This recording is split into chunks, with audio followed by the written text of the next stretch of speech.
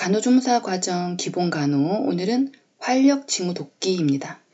우리 간호조무사 시험을 준비함에 있어서 세 번째 파트인 활력징후 돕기는 아주 중요한 파트입니다. 이 파트에서 보통 한 3, 4문제 이상 나오기 때문에 꼭 정복하고 가야 되는 파트입니다. 그래서 활력징후 돕기 파트 별표 3개 이렇게 별표가 잘 안되네요. 네, 3개 중요 표시 이렇게 하고 넘어갈게요. 활력징후는 우리 다 알다시피 체온, 맥박, 호흡, 혈압을 얘기합니다. 그죠? 그래서 체온은 T, 템퍼러처 T, 맥박은 펄스 P, 호흡은 레스피레이토리 R, 그 다음에 혈압은 블러드 프레셔라고 해서 BP. 그래서 바이탈 사인이라고 얘기하는 활력징후는 TPR, BP를 얘기합니다. 이 활력징후를 얘기할 때 우리 심장과 폐의 생리적인 상태를 반영하는 가장 기본적인 지표라고 얘기하죠. 활력징후, 자, 체온 한번 볼게요. 체온, 열을 생산하는 요소로는 운동, 스트레스, 분노, 흥분, 음식물을 섭취하는 것, 그리고 환경적으로 고온인 상태일 때, 이때 열을 생산하게 되죠. 열이 난다. 열이 생산을 저하시키는 요소는, 열을 떨어뜨리는 요소는 기아 상태일 때 못 먹고 영양분이 부족한 상태, 활동이 저하되어 있는 부동의 상태, 수면, 그리고 월경 시에는 열이 떨어지죠.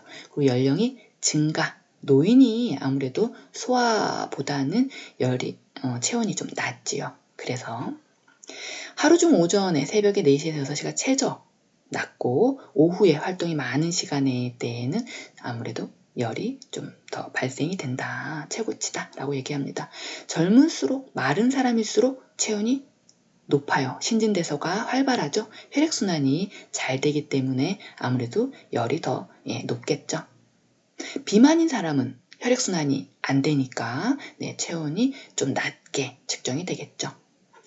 체온 측정 기구가 있죠. 수은체온계, 전자체온계, 적외선체온계가 있는데 우리가 요즘에 수은체온계는 잘 쓰지를 않아요. 의료법에서 수은은 중도 문제가 있기 때문에 수은체온계는 이제 쓰지 않습니다. 전자체온계, 적외선체온계 이렇게 적외선체온계에 적외선을 이용해서 고막에 재는 고막체온계가 있고 이마 부위에 재는 이마체온계가 있습니다. 고막체온계는 어떻게 재요? 체온계 끝을 웨이도와 일직선으로 삽입을 해요. 이때 적외선을 이용을 해가지고 체온을 측정하는 것을 말합니다. 고막체온은 체온 조절 중추인 어디예요? 뇌의 시상하부 아주 중요하죠. 뇌의 시상하부에서 체온을 조절해요. 체온 조절 중추, 뇌의 시상하부에서 체온을 조절하기 때문에 그 시상하부와 혈류를 공유한다라는 거죠. 고막 부위가. 그래서 심부 체온을 가장 정확하게 잴 수 있는 부위가 고막입니다. 고막 체온입니다. 시험에 그렇게 물어봐요. 체온 조절 중추가 어디냐라고. 그러면 어디예요? 뇌의 시상하부인 거죠. 시상하부, 시상 아래쪽에 있습니다. 자율신경계의 최고 중추죠. 뇌하수체와 연결되어 있는 바로 그 부위인데 시상하부에서 체온을 조절합니다. 그래서 우리가 단도직입적으로 여기를 물어보기 때문에 꼭 외우고 가셔야 돼요. 체온 조절 중추는 어디다? 뇌의 시상하부다. 이 시상하부와의 혈류를 공유하기 때문에 고막 부위를 잴 때 고막 체온은 심부체온, 심장에서 연결되어 있는 혈류, 심부체온을 측정할 때 가장 정확하게 잴 수 있는 부위다. 어디가? 고막이. 그래서 시험에서 그렇게 물어보면 심부체온을 가장 정확하게 잴 수 있는 부위가 어디냐라고 물어보면 고막입니다. 애가체온 측정, 자 어떻게 할까요? 전자체온계로 측정하겠죠? 애가체온, 겨드랑이에다 체온계를 대서 측정을 하는데 장점은 안전하다는 겁니다. 가장 안전하죠. 겨드랑이에다 이렇게 갖다 대면 되니까. 근데 부정확합니다. 아무래도 뭐 겨드랑이 사이가 좀 띄어져 있거나 그죠? 정확하게 삽입이 안 돼서 또는 땀에 의해서 또 이렇게 부정확할 수 있다라는 거죠. 안전하다. 무의식 환자도 사용이 가능하다는 건 그만큼 안전하다라는 거죠. 무의식 환자한테도 겨드랑이에 삽입해 놓으면 되니까. 네, 그래서 안전하다. 그게 가장 큰 장점이고요. 그리고 단점은 부정확하다. 애가체온 측정 방법은 마른 수건으로 애가부를 두드려서 닦아요. 문질러서 이렇게 마찰을 일으키지 않는다는 얘기예요. 그리고 체온계 측정 부위가 애가부 중앙에 놓이게 하고 팔을 꼭 껴서 상박은 옆구리에 붙이고 하박은 가슴 위에 얹습니다. 이 문장이 이 애가체온을 측정하는 문장이 가끔 시험에 나와요. 그래서 이걸 알고 계셔야 돼요. 애가체온 측정하는 방법. 어떻게? 체온 측정 부위를 애가부 중앙에 놓고 팔을 꼭 껴요. 껴서 상박은 붙여요. 옆구리에 붙이고 하박은 가슴 위에 얹는다. 그리고 기록은 A라고 합니다. A. 뭐의 줄임말이죠? 애과, 엑실러리의 줄임말입니다. 그래서 A라고 기록합니다. 그 다음에 구강체온 측정 볼게요. 구강체온 측정 전자체온계를 사용해서 구강체온을 측정할 건데 어떻게 재나요? 혀 밑에다가 넣고 입을 다물게 한다. 측정 부위를 그 측정구를 혀 밑에 넣고 입을 다물도록 한다. 혀 밑에 그 탐침 부위를 혀 밑에 넣고 입을 다물도록 한다. 그래서 입을 이렇게 다물고 있을 수 있어야 돼. 그래야 구강체온을 측정할 수 있다라는 거예요. 금기사항은 이 협조가 안 되는 사항인 거죠. 5살, 6살 이하의 소아, 그리고 노인. 생각보다 노인, 나이 드신 분들이 입을 가만히 이렇게 다물고 있는 이 행위 자체가 힘듭니다. 그래서 노인, 의식이 없는 경우에 협조가 안 되겠죠. 정신질 환자, 그리고 간질 환자, 발작 환자, 기침이 심한 환자, 입 다물고 있을 수가 없겠죠. 호흡이 곤란한 환자, 그리고 구내염이 있대요. 구내염이 있으면 염증이 입안에 있기 때문에 측정이 되더라도 부정확합니다. 그래서 구내염이 있는 경우에 구강으로 체온을 측정하지 않아요. 입을 다물기 힘든 환자, 그리고 음식물 섭취하고 나서 10분이 안 된 경우, 뜨겁거나 찬 음식을 섭취했는데 30분이 안 된 경우, 일반적인 음식, 흡연 이런 경우는 10분 정도의 텀이 있어야 되는데 뜨겁거나 찬 음식은 30분 정도의 텀이 필요합니다. 그래서 이렇게 음식물 섭취하고 10분이 안 됐거나 뜨겁거나 찬 음식을 섭취하고 30분이 안 됐거나 이랬을 때는 구강체온을 측정하기 어렵다라는 거예요. 복부 수술을 했거나 복부 수술, 충수절제 수술 환자, 충수염으로 충수절제 수술한 환자는 구강체온 측정할 수 있지요. 그래서 시험에 그렇게 나옵니다. 구강체온 측정할 수 없는 경우인데 이렇게 쭉 나열해 놓고 복부 수술 환자나 충수 절제 수술 환자를 할 수 있는 환자를 거기 오지선다기 때문에 넣어서 그거를 우리가 골라낼 수 있도록 하는 문제가 나온다라는 거죠. 그래서 조금 여기를 집중해서 보시면 됩니다. 다음은 직장 체온 측정이에요. 직장을 체온을 측정할 건데 전자체온계로 측정한다라는 거죠. 이렇게 그림처럼 보면은 아이들, 영아들 체온 측정은 이렇게 직장 체온을 많이 측정합니다. 직장 부위. 직장 체온은 반드시 정확한 체온을 측정해야 할 때 하는 부위라는 거죠. 금기사항, 여기도 제한이 있어요. 자, 직장이나 회음부 수술했대. 또는 직장에 변이 가득한, 또 설사하는 환자래. 또 출혈되고 있어요. 치질이나 이렇게 그쪽으로 출혈이 되고 있어요. 이런 환자, 또는 경련을 하고 있는 환자, 심근경색증 환자, 고혈압에 부정맥에 이런 혈관계통에 이렇게 문제가 있는 환자, 이런 환자들은 우리가 직장으로 체온을 측정하게 되면 거기 미주신경이 직장 쪽에 분포가 하고 있어서 바로 자극이 됩니다. 미주신경이 자극이 돼서 심장에 바로 부담을 주게 되죠. 그래서 직장 체온은 금기하고 있다. 심근경색증이나 뭐 고혈압이나 부정맥 이런 경우에는 우리가 직장으로 체온을 측정하는 것을 금기하고 있다. 직장에 종양이 있거나 뭐 치질이 있거나 뭐 이런 상태인 경우에 우리가 직장 체온을 금기하고 있다. 그렇다면 여기에서 또 우리가 뭐 문제에는 어떻게 나오겠어요? 직장 체온을 측정할 수 있는 환자들 여기에 또 섞어 놓겠죠. 어떤 환자? 6세 미만의 어린아이. 협조만 잘 된다면 6세 미만의 어린아이 영아들은 직장 체온을 측정하기가 아주 좋죠. 우리가 많이 이렇게 측정하고 있으니까요. 그리고 심스 체이가 가능한 환자 뭐 이렇게 나옵니다. 심스 체이는 우리가 뒤에서 포지션 또 자세히 할 건데 이렇게 항문이 노출되는 관장할 때 하는 체위가 심스 체위거든요. 그래서 심스 체위가 가능한 환자다. 당연히 직장 체온을 측정할 수 있는 환자인 거죠. 네, 그렇게 해서 문제가 나오니까 구강 체온과 직장 체온 측정하는 데에 제한이 있는 경우 이거를 좀 두 개를 비교해서 알아두시면 좋을 것 같아요.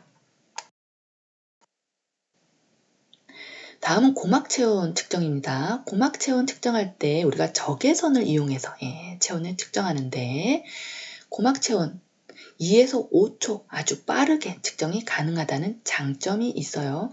많이들 하죠. 우리 병원에 가면은 흔히 쓰는 게 이 고막체온 적외선 체온계입니다.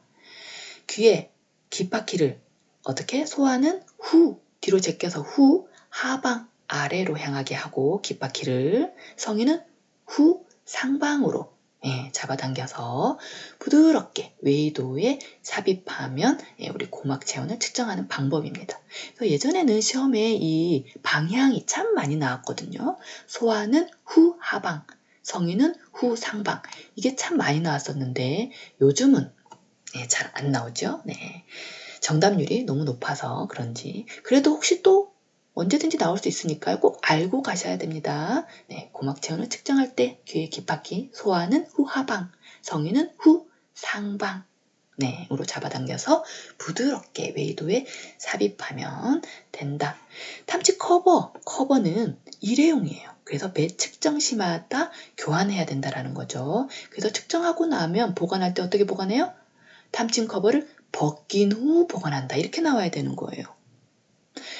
알코올 솜으로 75%의 알코올로 솜으로 깨끗이 닦은 후 보관한다. 뭐 이렇게 나오면 틀린 문장이라는 거예요. 그래서 여기를 좀 주의하셔야 된다라는 거죠. 이제 맥박 볼게요. 맥박의 정상 범위는 60회에서 100회, 1분에 60에서 100회 정도 뛴다. 보통 80회 전후로 뜁니다. 소아는 성인에 비해서 맥박수가 많죠. 소아는 한번 심장에서 짜주는 혈액이 말초까지 갔다가 돌아오는데 소아는 짧기 때문에 시간이 맥박수는 그만큼 많이 뜁니다. 심계항진이라는 단어는 우리가 알고 있어야 되는 단어인 거죠. 무슨 단어? 뜻이 뭐예요? 가슴이 두근거리거나 심장이 뛰는 것을 내가 자각하는 상태를 심계항진이라고 얘기합니다. 이런 단어 정도의 뜻은 알고 계셔야 돼요. 시험에 이 단어가 자주 나오거든요. 심계항진이라는 단어가. 그래서 그 뜻을 알고 있어야 된다는 거죠.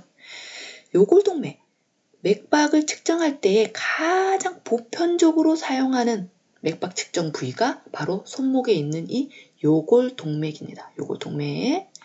상안동맥하고 헷갈리시면 안 돼요. 상안동맥은 혈압을 측정할 때 또 많이 사용하는 부위입니다.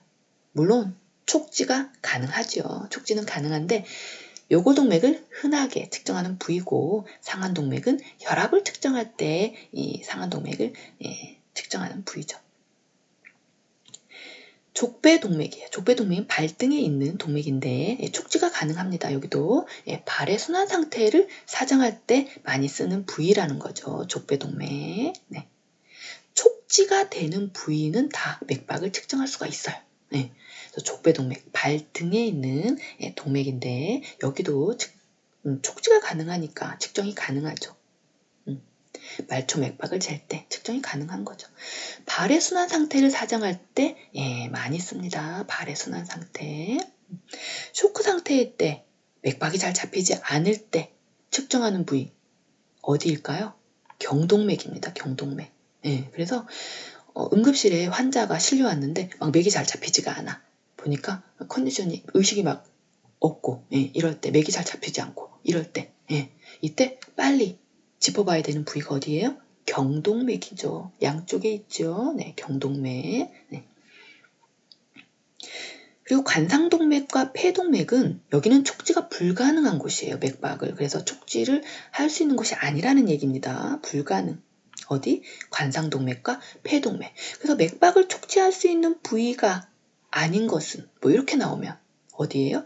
관상동맥, 폐동맥. 여기가 잘 나옵니다. 그래서 관상동맥과 폐동맥은 심장 쪽에 혈액을 공급하고 폐로 혈액을 공급하는 이런 동맥이기 때문에 촉지는 불가능한 이 부위라는 거죠. 관상동맥과 폐동맥. 자, 수전증이 있대요. 수전증이 뭐예요? 손을 이렇게 덜덜덜 떠는 거거든요. 수전증이 있을 때에는 아무래도 요골동맥에 손목 부위에 있는 요골동맥으로 맥박을 측정할 수가 어렵겠죠. 그럴 때에는 심청맥박이나 경동맥으로 측정하면 됩니다. 그리고 우리가 맥박을 잴 때 좀 주의해야 되는 게 강심제입니다. 강심제. 그래서 강심제를 투여할 때 잘 봐야 되는 게 맥박입니다. 왜? 강심제는 한 번에 많은 양의 피를 심장으로 쏴주는 역할을 하는데 대신에 맥이 느려질 수가 있어요. 느려져요. 그래서 60회 이하의 섬액, 바이탈을 체크했는데 48회다. 그러면 맥이 지금 느린 거죠. 섬액인 거죠. 이럴 때에는 강심제를 투여하면 안 된다. 중단하고 보고해야 된다라는 얘기예요. 참 많이 나왔어요. 네, 그래서 약물, 어떤 약물을 투여할 때 강심제라는 디국신 그런 계열의 약 강심제를 투여할 때는 섬액, 맥이 느려질 수 있으니까 섬액을 주의해라. 네.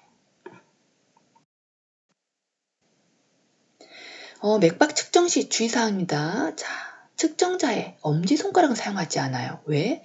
이게 내 맥박인지 아니면 이 환자의 맥박인지 헷갈릴 수 있다는 거예요. 그래서 엄지손가락을 사용하지 않아요. 어떻게 사용해요? 두 번째랑 세 번째 손가락 끝에 두 마디로 이렇게 요골동맥 위에 가볍게 올려가지고 측정을 하는 거죠.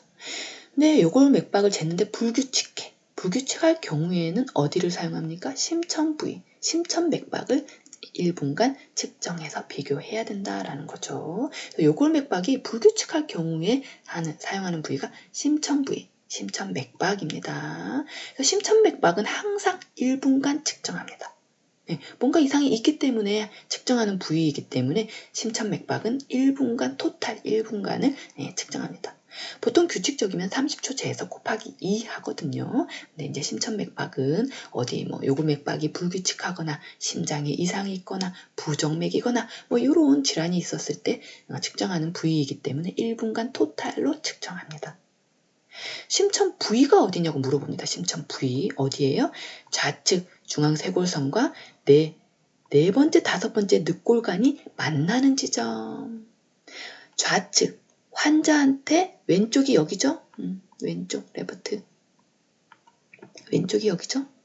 그래서 왼쪽 쇄골선과 그 네 번째, 다섯 번째 늑골관이에요. 한 번, 두 번, 세 번, 네 번, 다섯 번. 이 늑골간 여기죠? 네. 그래서 여기 늑골간 여기하고 이 좌측의 왼쪽의 중앙쇄골 이 중앙쇄골 선과 만나는 지점 이 부위를 우리는 심천 부위라고 얘기합니다. 그래서 심천맥박을 잴 때에는 오른쪽 가슴을 노출시키는 게 아니라 왼쪽 가슴을 노출시킵니다. 그래서 시험에 심천맥박을 이래저래 해서 재야 되는데 오른쪽 가슴을 노출시킨다. 이거는 틀린 간호중재인 거죠. 네, 그래서 이거 좀 주의해서 봐두시고요. 맥박 결손이 있대요. 맥박 결손이 뭐예요? 심장에서 짜주는 피가 말초까지 잘 전달이 안 된다라는 얘기예요. 그래서 맥박 결손이 있대. 이랬을 때에는 한 사람은 심천맥박을 재고 또 다른 한 사람은 요골맥박, 말초맥박, 요골맥박을 재서 동시에 측정해서 비교한다라는 거죠. 그래서 몇 회가 모자라는지, 뭐 이렇게 맥박 결손이 있는지 이거를 확인한다. 자, 다음. 네, 호흡. 네, 호흡 볼게요. 자, 호흡의 정의. 흡기의 산소를 받아들이고 호기의 탄산가스를 배출시킨다. 이게 호흡의 정의입니다. 호흡을 조절하는 중추는 어디 있느냐? 뇌의 연수에 있죠. 그래서 의식적 조절이 가능해요. 그래서 호흡을 측정한다는 말을 환자한테 하지 않아요. 호흡 조절 중추와 우리 체온 조절 중추가 헷갈리죠. 그래서 이게 시험에 잘 나와요.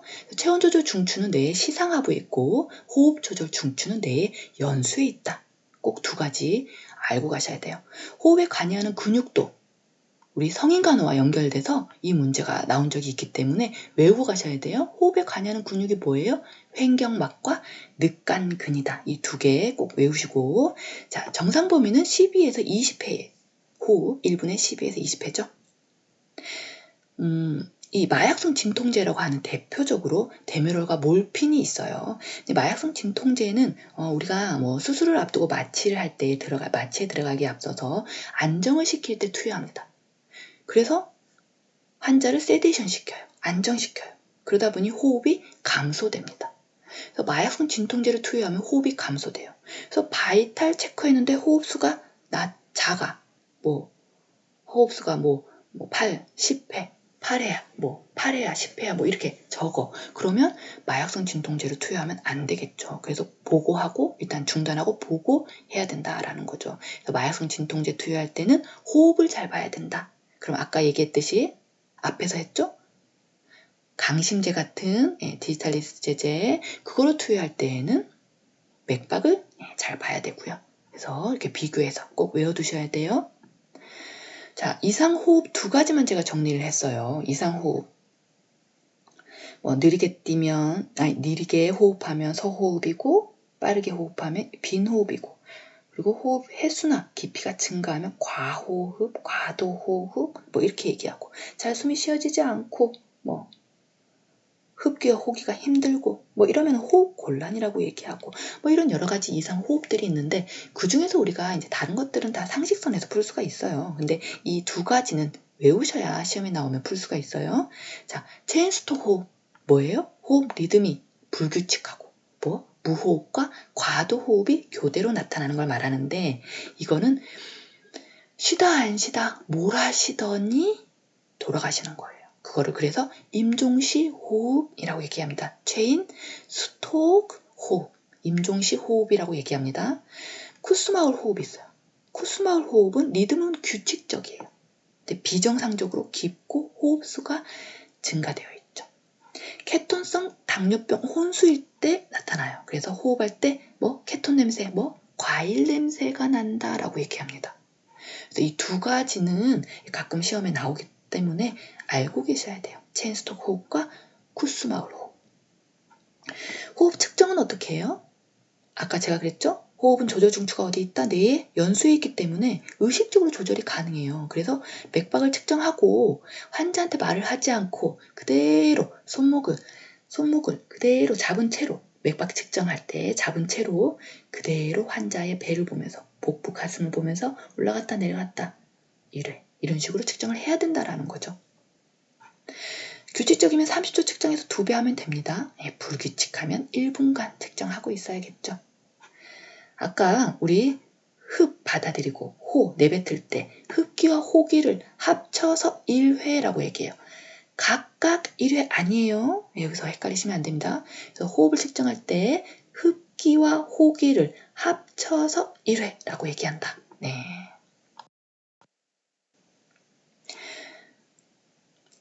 혈압입니다. 네, 이제 얼마 안 남았네요. 혈압. 자, 혈압 마지막 혈압. 자, 정의가 뭐죠? 순환기계의 순환 상태를 확인하기 위한 것. 네, 이걸 혈압이라고 얘기합니다. 순환기계, 심혈관계 기계의 순환 상태를 확인하기 위한 것을 혈압이라고 얘기한다. 수축기 혈압과 이완기 혈압이 있죠. 그래서 우리 자심실이 수축할 때 혈액이 대동맥, 혈관벽을 지나가며 생기는 그때 압력을 수축기 혈압, 다른 말로 최고압, 같은 말이에요. 수축기 혈압의 정의 이렇게 물어봐요. 좌심실이 수축할 때 혈액이 대동맥 혈관벽을 지나면서 생기는 압력을 뭐라고 하느냐 이렇게 물어봐요. 그럼 답이 뭐예요? 수축기 혈압, 최고압. 예, 이렇게 답을 고르셔야 된다는 거죠. 자, 이완기 혈압. 이완기 혈압은 우심방이 최고로 이완되었을 때, 예, 그때의 압력, 심장 수축과 수축 사이에 생기는 휴식기에 들어간다, 뭐 이렇게도 얘기하거든요. 그래서 휴식기 혈압, 최저압이라고 얘기합니다. 그래서 수축기 혈압과 이완기 혈압을 읽으면 그게 혈압인 거죠. 이때 수축기 혈압과 이완기 혈압의 차이는 뭐라고 합니까? 맥압이라고 얘기해요. 맥압은 그래서 보통 얼마예요? 40mmHg예요. 정상 범위가 120에 80. 우리 이 차이가 얼마예요? 40이죠? 네, 그래서 맥압은 평균 40mmHg다. 이렇게도 나온다라는 거죠. 측정 방법. 손바닥이 어떻게 위로 향하게. 아래 아니에요. 위에요. 위로 향하게 해서 팔을 뻗어요. 상완동맥. 상완동맥이 노출되게 해서 그래서 혈압을 잴 때 상완동맥 이 부위가 그래서 중요하게 나온다라는 거죠.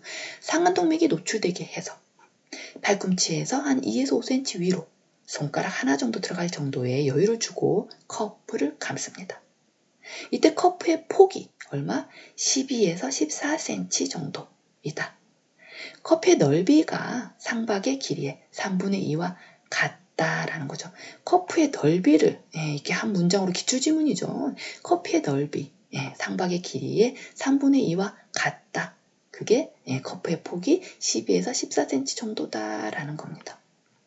상완동맥을 촉지합니다. 상완동맥 어디 뛰는지 촉지를 하고 그 부위에 청진기에 팍막을 갖다 대는 거죠. 그러면서 듣는 거예요. 들으면서 자 1초에 2mmHg 정도 떨어뜨리면서 혈압계의 눈금을 확인하면서 주의 깊게 듣습니다. 처음 들리는 심박음이 수축기압. 그리고 갑자기 약해집니다. 그러면서 사라지는 지점이 이완기압이라는 거죠. 측정 방법 아시겠나요? 이 부분이 제가 기출에 나오는 문장만 지금 추려서 이렇게 넣어둔 거거든요. 그래서 이 문장은 좀 잘 봐두시면 될 것 같아요. 혈압 측정 시 흔히 나타나는 오류예요. 최근에 시험에도 이게 한 번씩 나오고 그랬기 때문에 이거를 그냥 무시할 수는 없어요. 낮을 때와 높을 때를 다 외우기가 어렵다. 그러면 낮을 때만 외운다든지 아니면 높을 때만 외운다든지 해서 하나만 완벽하게 외우고 들어가면 시험에 나왔을 때 걸러낼 수 있겠죠. 혈압 측정 시 흔히 나타나는 오류. 자, 실제보다 낮게 측정되는 경우가 있고 높게 측정되는 경우가 있다라는 거죠. 낮게 측정되는 경우는 커프의 크기가 너무 넓은 경우예요. 너무 넓은 거 사용했을 때. 그리고 팔의 높이가 심장보다 높을 때. 또 커프의 공기를 너무 지나치게 빨리 뺐을 때. 이때 실제보다 혈압이 낮게 측정되는데 이때 커프의 공기가 지나치게 빨리 뺄 경우에는 무조건 낮은 게 아니라 수축기 혈압은 낮아요. 그리고 이완기 혈압은 높게 측정이 됩니다. 이것까지 알고 계셔야 돼요. 자, 실제보다 혈압이 높은 경우는 커프의 크기가 또 너무 좁을 때 그리고 팔의 높이가 심장보다 낮을 때 측정했을 때 안정이 충분히 안 됐을 때 높게 측정되겠죠. 그리고 식사하고 나서 바로 직후 또 흡연하고 나서 직후 혈관들이 수축되니까 혈압이 높게 측정이 되겠죠. 반복 측정했을 때 충분히 휴식이 안 됐을 때 좀 비슷하죠. 이랬을 때 수축기 혈압이 높게 측정이 되고 그리고 이완기 혈압은 좀 낮게 측정이 된다라는 거. 그리고 커프를 너무 느슨하게 감았대. 이랬을 때 혈압이 높게 측정이 돼요. 여기가 가장 헷갈리죠. 커프를 느슨하게 감으면 왠지 혈압이 좀 낮게 측정이 될 것 같잖아요. 근데 그게 아니라는 거예요. 커프를 느슨하게 감으면 혈압이 실제보다 높게 측정되는 오류가 발생한다. 네, 여기 조금 집중해서 봐두시면 될 것 같죠? 네, 마지막입니다. 혈압 측정 시 주의사항. 혈압을 측정할 때 대상자의 팔을 심장과 같은 높이로 놓는 것이 가장 중요해요. 이 문장은 참 많이 나오는 기출 지문이에요. 또 같은 부위에서 반복으로 측정할 때에는 간격을 두고 측정합니다. 원래 같은 부위에서 또 측정을 안 하죠. 안 하는데 그 팔밖에 측정할 수가 없다. 그럼 그 부위에서 또 측정을 해야 되잖아요. 그럴 때에는 텀을 둬야 된다라는 거죠. 2에서 5분 간격을 둬야 된다. 이유가 뭐예요? 정맥의 우려를 예방하기 위해서다. 정상순환 상태로 회복을 시키고 난 다음에 측정을 해야 된다라는 거. 이유 정도 알고 계시면 됩니다. 자, 그리고 기립성 저혈압이라는 단어는 우리가 시험에 참 자주 나오는 단어예요. 기립성 저혈압, 같은 말로 체위성 저혈압, 이렇게 나옵니다. 갑자기 일어났을 때, 갑자기 자세를 바꿨을 때, 갑자기 체위 변경을 했을 때, 부동의 환자, 오랫동안 누워있었던 환자가 갑자기 일어났을 때, 그때 어지럽다 그러면서 쓰러지는 거야. 허약감이나 기절을 일으키는 경우. 이런 경우를 우리가 기립성 저혈압이라고 얘기해요. 그래서 그럼 그거 예방하려면 어떻게 해야 돼요? 천천히 자세를 변경하면 됩니다. 그래서 이게 시험 문제 참 많이 나와요. 그래서 기립성 저혈압이라는 단어 이해를 꼭 하셔야 돼요. 예방은 어떻게 해야 돼요? 천천히 자세 변경을 하면 되죠. 오랫동안 누워있었던 환자는 기립성 저혈압을 예방하기 위해서 어떻게? 천천히 자세 변경을 해라. 네, 여기까지 해서 오늘 바이탈 사인 활력 징후 돕기 간호 중재 마치겠습니다.